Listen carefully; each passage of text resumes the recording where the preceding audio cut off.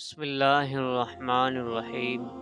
پچھلے واقعے میں ہم نے دیکھا کہ کس طرح نبی کرم صلی اللہ علیہ وسلم نے تمام تکلیفوں کے باوجود اللہ کے دین کی دعوت کو پھیلانا جاری رکھا، لیکن قریش کے سرکش اور ظالم لوگ اس نورانی پیغام کو روکنے کے لیے ہر حد پار کر گئے کہ پیارے نبی صلی اللہ علیہ وسلم نے صبر، استقامت اور اللہ پر توکل کا سب سے بڑا نمونہ پیش کیا۔ وہ دور جسے کڑی آزمائش کہا جا سکتا ہے۔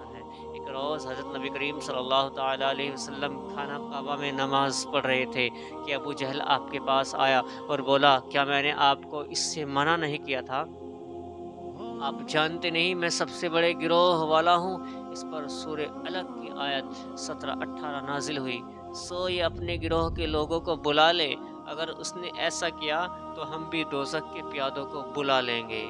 حضرت ابن عباس رضی اللہ تعالیٰ عنہ فرماتے ہیں، اگر ابو جہل اپنے گروہ کو بلاتا تو اللہ تعالیٰ کے عذاب کے فرشتے اسے پکڑ کر تہس نہس کر دیتے۔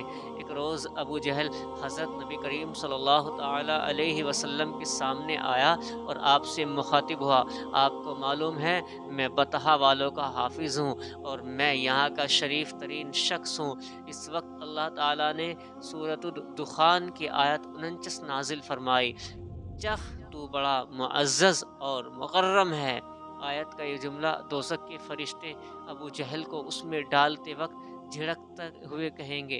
ابو لہب بھی حضرت نبی کریم صلی اللہ تعالیٰ علیہ وسلم کی ایذار ثانی میں آگے آگے تھا، یعنی کہ ہر وقت ایذا دیتا تھا، نبی کریم صلی اللہ علیہ وسلم کی تبلیغ میں رکاوٹیں ڈالتا تھا، آپ صلی اللہ علیہ وسلم کو برا بھلا کہتا تھا۔ اس کی بیوی جمیل بھی اس کے ساتھ شامل تھی۔ وہ جنگل سے کانٹے دار لکڑیاں کاٹ کر لاتی اور نبی کریم صلی اللہ علیہ وسلم راستے میں بچھاتی۔ اس پر اللہ تعالیٰ نے سورۃ اللہب نازل فرمائی، جس میں ابو لہب کے ساتھ اس کی بیوی کو بھی عذاب کی خبر دی گئی۔ وہ غصے میں آگ بگولا ہو گئے، ہاتھ پتھر میں لیے آپ صلی اللہ علیہ وسلم کی طرف بڑھی۔ اس وقت آپ صلی اللہ علیہ وسلم کے ساتھ ابو بکر صدیق رضی اللہ تعالیٰ عنہ تھے۔ انہوں نے ابو لہب کی بیوی کو آتے دیکھا تو فرمایا، اللہ کے رسول، یہ عورت بہت زبان دراز ہے، اگر آپ یہاں ٹھہرے تو اس کی بد زبانی سے آپ کو تکلیف پہنچے گی۔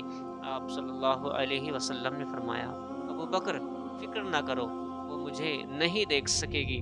اتنے میں جمیل قریب پہنچ گئی، اسے وہاں صرف ابو بکر صدیق رضی اللہ تعالیٰ عنہ نظر آئے۔ بولی، ابو بکر تمہارے دوست نے مجھے ذلیل کیا ہے، کہاں ہے تمہارا دوست جو شعر پڑھتا ہے؟ ابو بکر بولے، کیا تمہیں میرے ساتھ کوئی نظر آ رہا ہے؟ بولی، کیوں، کیا بات ہے؟ مجھے تو تمہارے ساتھ کوئی نظر نہیں آ رہا۔ انہوں نے پوچھا، تم ان کے ساتھ کیا کرنا چاہتی ہو؟ وہ بولی، میں یہ پتھر اس کے منہ پر مارنا چاہتی ہوں، اس نے میری شان میں نازیبا شعر کہے ہیں۔ وہ سورۃ اللہب کی آیات کو شعر سمجھ رہی تھی۔ اس پر ابو بکر رضی اللہ تعالی عنہ نے کہا، نہیں، اللہ کی قسم وہ شاعر نہیں ہے، وہ تو شعر کہنا جانتے ہی نہیں، نہ انہوں نے تمہیں ذلیل کیا ہے۔ یہ سن کر وہ واپس لوٹ گئی۔ بعد میں ابو بکر صدیق رضی اللہ تعالی عنہ نے آپ صلی اللہ علیہ وسلم سے پوچھا، یا رسول اللہ، وہ آپ کو دیکھ کیوں نہیں سکی؟ آپ صلی اللہ علیہ وسلم نے فرمایا، ایک فرشتے نے مجھے اپنے پروں میں چھپا لیا تھا۔ ایک روایت میں ہے کہ آپ صلی اللہ علیہ وسلم نے فرمایا، میرے اور اس کے درمیان ایک آڑ پیر یعنی کہ ایک آڑ پیدا کر دی گئی تھی۔ ابو لہب کے دو بیٹے تھے، ایک کا نام عتبہ اور دوسرے کا نام عتیبہ۔ اعلان نبوت سے پہلے رسول کریم صلی اللہ علیہ وسلم نے اپنی دو بیٹیوں حضرت رقیہ اور کلثوم رضی اللہ تعالی عنہما کا نکاح ابو لہب کے ان دونوں بیٹوں سے کر دیا تھا۔ یہ صرف نکاح ہوا تھا اور رخصتی نہیں ہوئی تھی۔ جب اسلام کا آغاز ہوا اور سورۃ اللہب نازل ہوئی تو ابو لہب نے غصے میں کہا، اگر تم محمد کی بیٹیوں کو طلاق نہیں دو گے تو میں تمہارا چہرہ نہیں دیکھوں گا۔ دونوں نے انہیں طلاق دے دی۔ دیکھا جائے تو اس میں حکمت تھی، اللہ تعالیٰ نے چاہا کہ پاک صاحبزادیاں ایسے گھروں میں نہ جائیں۔ اس موقع پر عتیبہ نبی کریم صلی اللہ علیہ وسلم کی خدمت میں آیا اور آپ کی شان میں گستاخی کی۔ آپ صلی اللہ علیہ وسلم پہلے ہی اپنی بیٹیوں کے غم میں تھے۔ آپ نے اس کے لیے بد دعا فرمائی، اے اللہ، اس پر اپنی امتوں میں سے ایک کو مسلط فرما۔ قتیبہ نے سن کر اپنے باپ ابو لہب کو بتایا۔ دونوں ایک قافلے کے ساتھ شام کی طرف روانہ ہوئے۔ راستے میں ایک جگہ ٹھہرے، وہاں ایک راہب نے انہیں بتایا اس علاقے میں جنگلی درندے رہتے ہیں۔ ابو لہب ڈر گیا۔ نبی کریم صلی اللہ علیہ وسلم کی بد دعا یاد آئی۔ اس نے قافلے والوں سے کہا، میں محمد کی بد دعا سے ڈر گیا ہوں، تم سب میرا خیال رکھو۔ انہوں نے ایسا ہی کیا، چاروں طرف پہرا دیا، مگر آدھی رات کو ایک شیر آیا، سب کو سونگھتا ہوا وہ عتیبہ تک پہنچا اور اسے پھاڑ کر ٹکڑے ٹکڑے کر ڈالا۔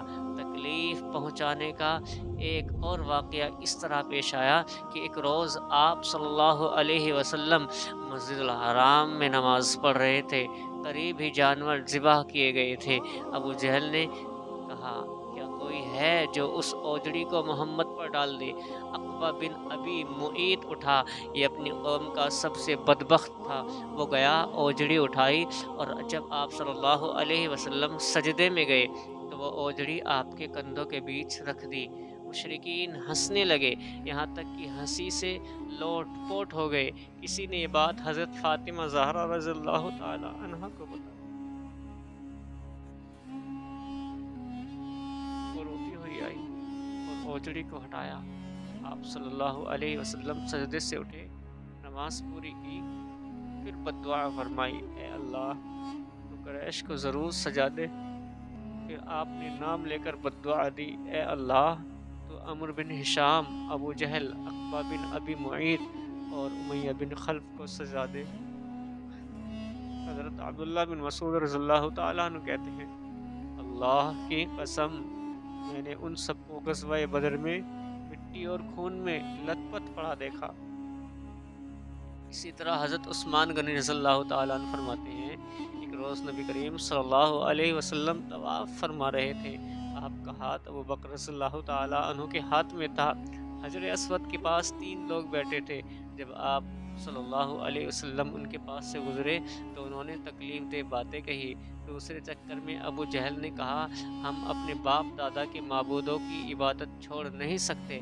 آپ صلی اللہ علیہ وسلم نے فرمایا، میرا بھی یہی حال ہے۔ تیسرے چکر میں انہوں نے وہی کہا۔ چوتھے میں اچانک وہ تینوں آپ کی طرف جھپٹے۔ یہ وہ دور تھا جب اللہ کے رسول صلی اللہ علیہ وسلم ہر روز نئی تکلیفوں کا سامنا کرتے لیکن کبھی ہمت نہیں ہارے۔ ابو جہل اور ابو لہب جیسے ظالموں کی ساری سازشیں ناکام ہوئی اور آخر وہی لوگ جو ہنستے تھے بدر کے میدان میں ذلیل ہو کر گرے۔ اس واقعے سے ہمیں یہ سبق ملتا ہے کہ جب اللہ تعالیٰ کسی کو اپنے دین کے کام کے لیے چن لیتا ہے تو پوری دنیا مل کر بھی اسے جھکا نہیں سکتی۔ اللہ تعالیٰ ہمیں دین پر ثابت قدم رہنے کی توفیق عطا فرمائے، آمین یا رب